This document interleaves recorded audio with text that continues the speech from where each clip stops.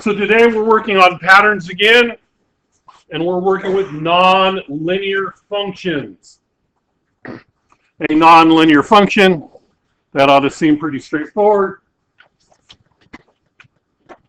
A function whose graph is not a straight line. Linear functions, when you graph out the x and y coordinates, you get a straight line. Nonlinear functions, you graph them out, you don't get a straight line.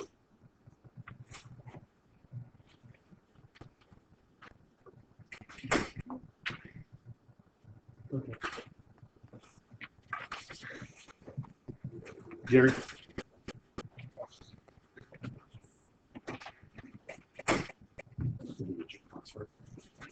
So,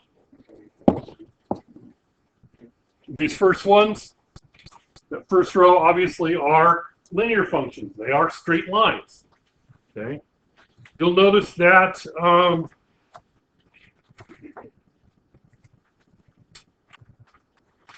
one in the middle is not continuous.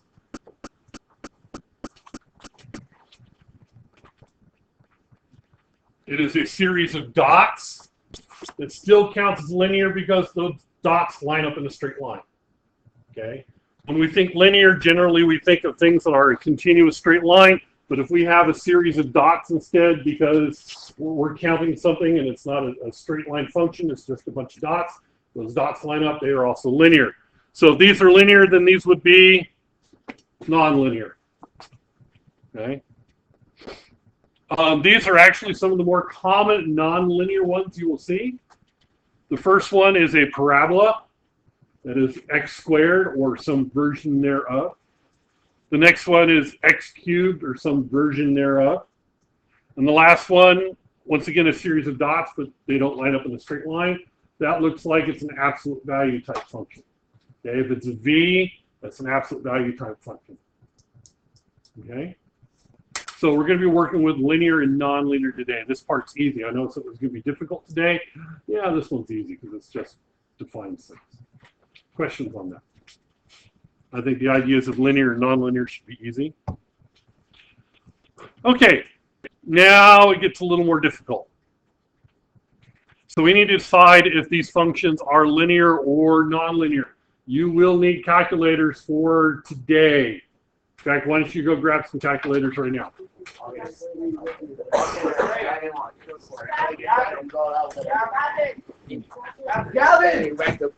Okay, let's do this. So the area A and the square inches of a pizza as a function of its radius are in inches. The cost in dollars of a sauce of pizza is a function of the weight in ounces of the sauce used. Graph these functions shown by the tables below. Is each linear or non-linear? So we can tell by graphing, we can tell by other ways. And I'm going to show you both ways because you're not going to be able to do it all by graphing on your homework today. Or I should say your classwork. So I'm going to show you some other ways to tell if something is linear or non-linear. Okay, so the first way, obviously, is if you graph them, and if they go in a straight line, then it's a linear function. Now, you're not going to be able to graph these perfectly. Do the best you can. So for when the radius is 2, the area is 12.5 approximately. Well, I go from 0 to 50. I can't get 12.5 easily here. What I need to do is kind of reason out. Well, if it goes all the way up to 50, 12.5 is about a fourth of the way up. And I do the best I can because I can't be exact. Okay. For 4-inch radius, so a pizza about that big, the surface area is 50.27. Oh, so I just go a little bit above 50 there. Not a big deal. Okay. For 6-inch radius, it's 113, which is 100 and there's 100 and probably right about a fourth more, give or take. For an 8-inch radius pizza, that's 201 square inches. So go 8, I go up to 201, which is right about here. And for a 10-inch one, it's 314, which is right about there. And if I, what's it going to be if I have a 0 radius? What's the area of a pizza with 0 radius? 0. 0. Okay. So if you connect the dots, do we have a straight line? No, we don't. We have a nonlinear function. This one's non-linear.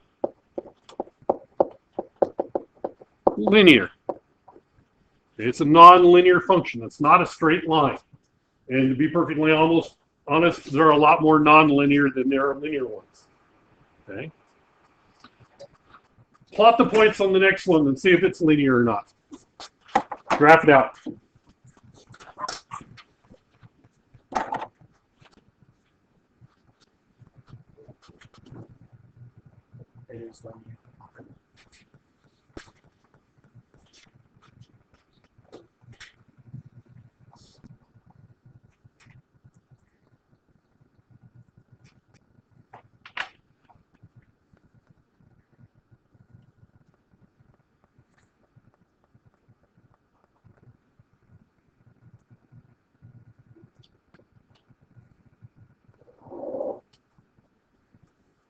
So if you plot the points out, once again, it's really hard to be exact. Okay, but you can get close enough. And this would be a linear function.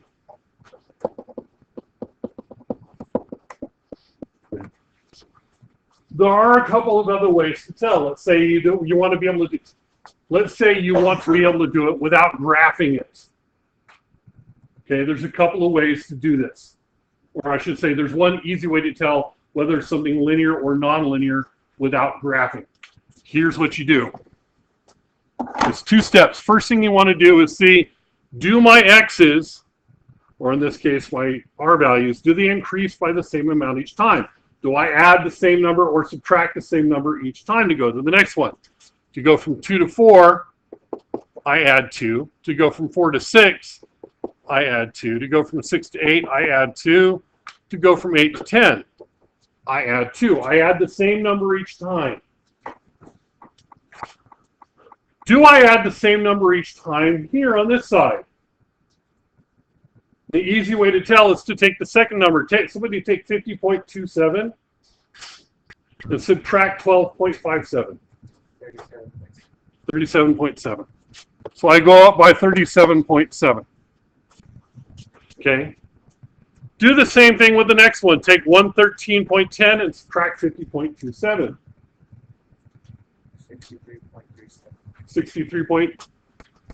Yes. Me guessing. Actually, that's not. I think that's about right. 63.17. Oh, geez. No, it's not. It's 62 something. 113.1. The numbers should be on your paper. You should be able to hopefully read them, I hope.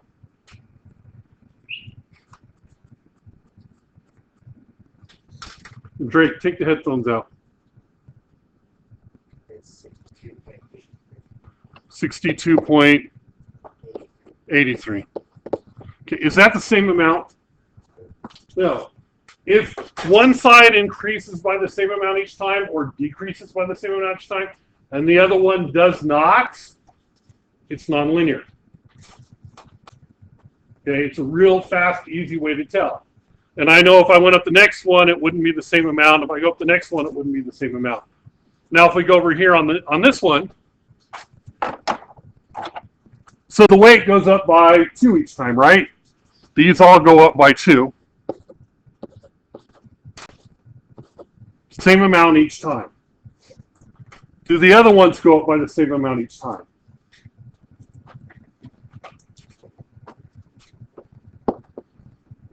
Goes up by 0.8.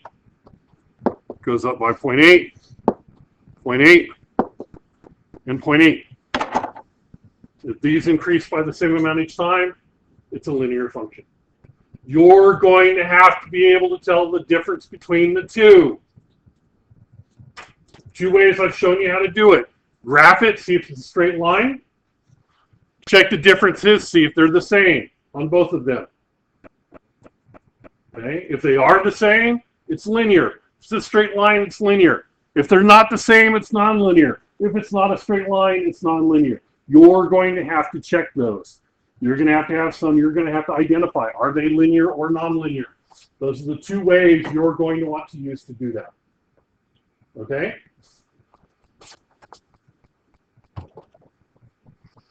Okay, now we're going to have to find the pattern and find the equation.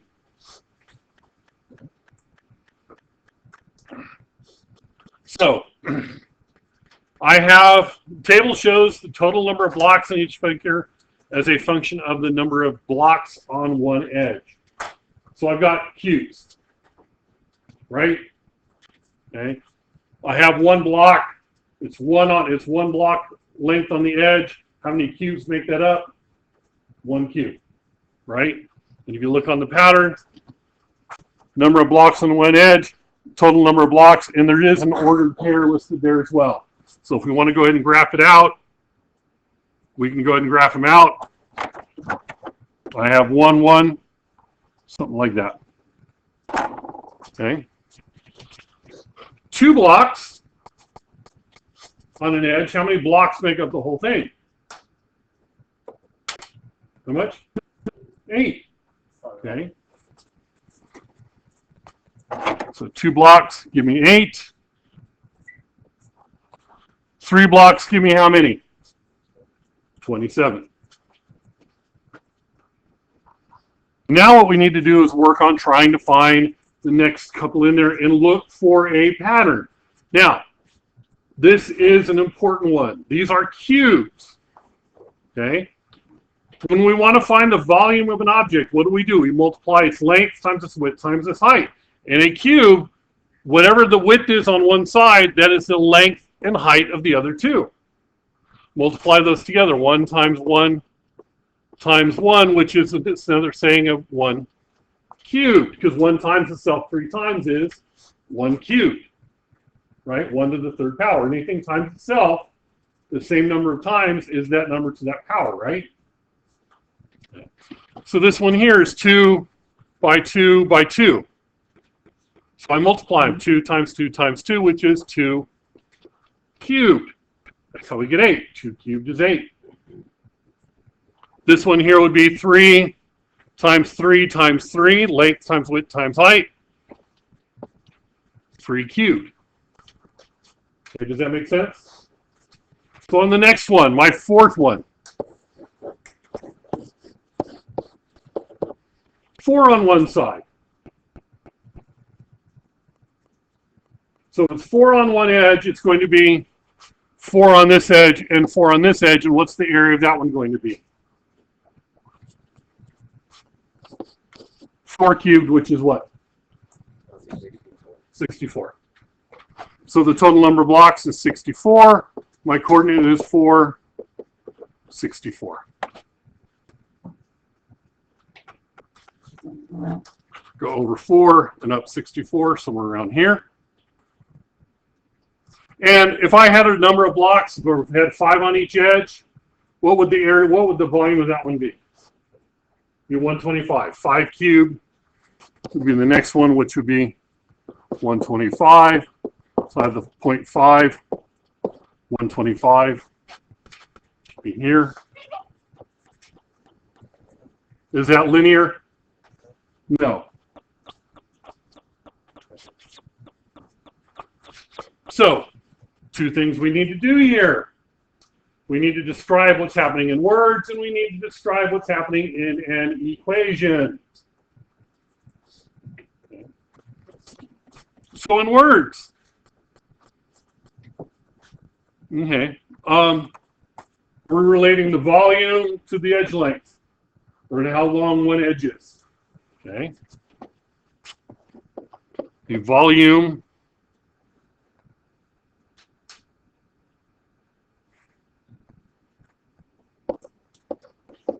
of a cube with edge x. So I'm saying it's x units long. So when it was 1 unit long, what did we do? We did 1 cubed. When it was 2 units long, what did we do? We did 2 cubed. 3 units long, we did 3 cubed, right? 4 units long, we did 4 cubed. 5 units long, we did 5 cubed. X units long, it's going to be x cubed is x cubed.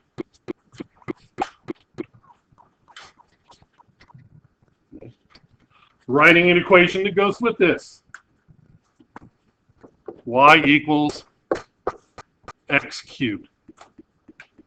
And by the way, that is why we call something to the third power a cube. Because something to the third power, that's the volume of the cube with that edge length. That's where the term cubed for something for the third power comes from. Why do we call something that has the second power squared?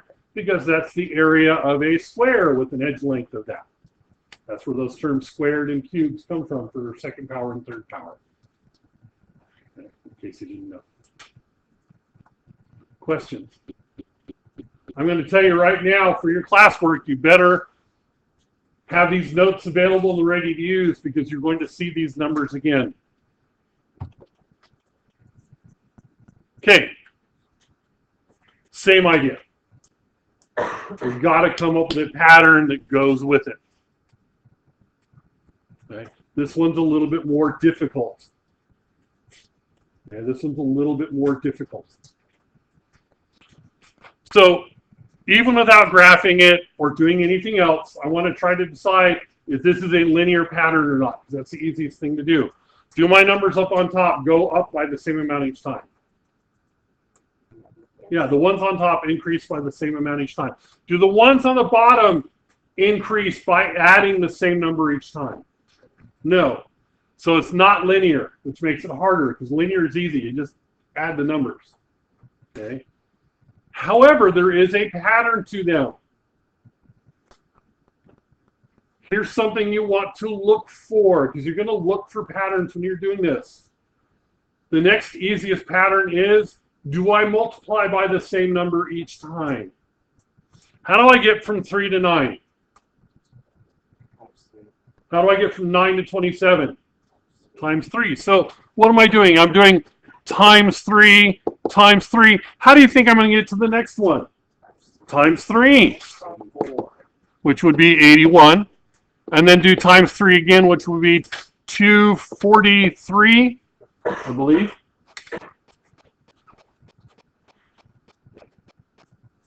So you found the pattern, but how do you write that as an equation?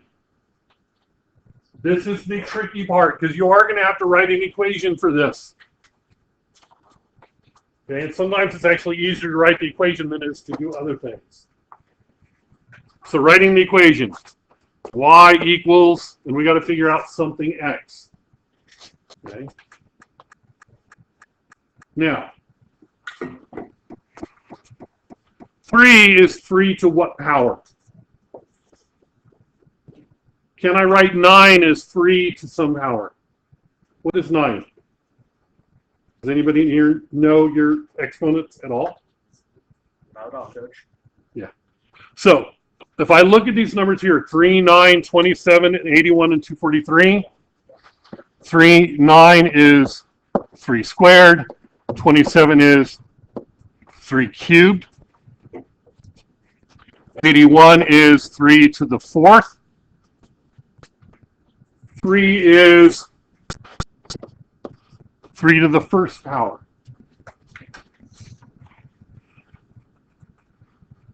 Do you see a relationship between these numbers here and these numbers here?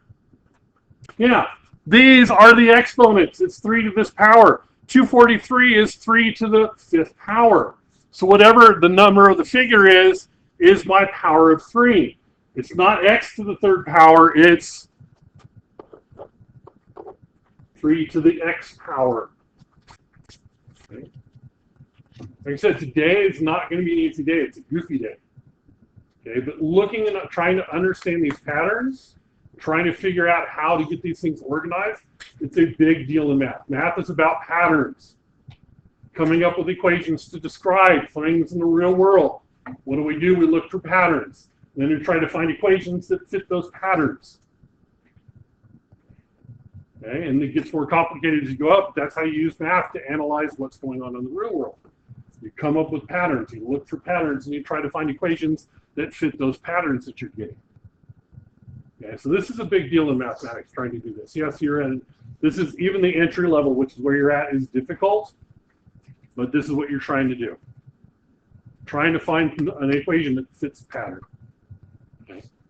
Now, in words, this is really hard to describe in words. Okay, this is not an easy one to do in words. If I have one on the test, and you'll probably have one on the test, where you will have to describe what's going on in words. If it were like this, I would be looking for almost anything that would be reasonable, because this is not an easy one. Okay, the way I would do this one, if I were doing it in words, be the number of branches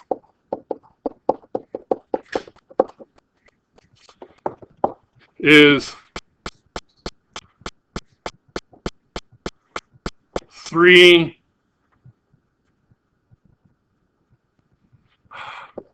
to the power of the figure number.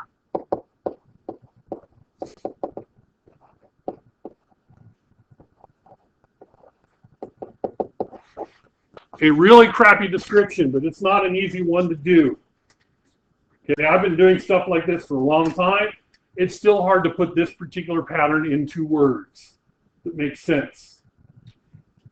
Okay, this is not an easy one, and I understand that.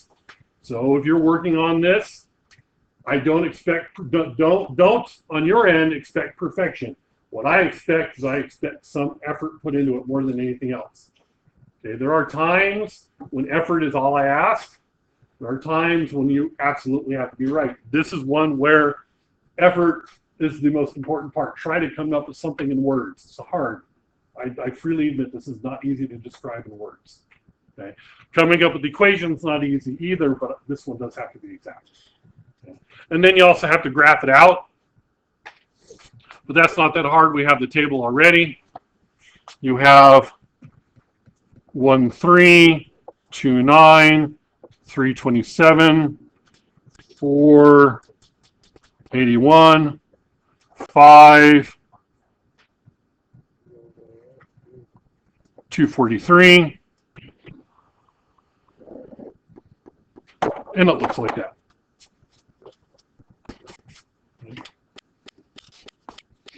By the way, this is called an exponential equation because where's my variable? My variable is the exponent.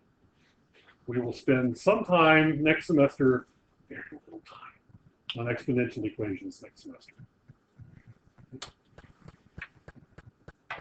Questions? Like I said, this is not a pretty one today. This whole chapter is kind of really goofy.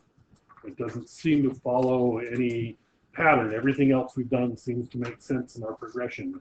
This chapter is a weird one. I'm just telling you right now. It's a very weird chapter. It's about patterns and graphs and stuff like that, and more exploratory than actually doing what people would think of as calling math. This is math. This is math. It's not arithmetic. It's not straight up algebra, but this is math. Okay?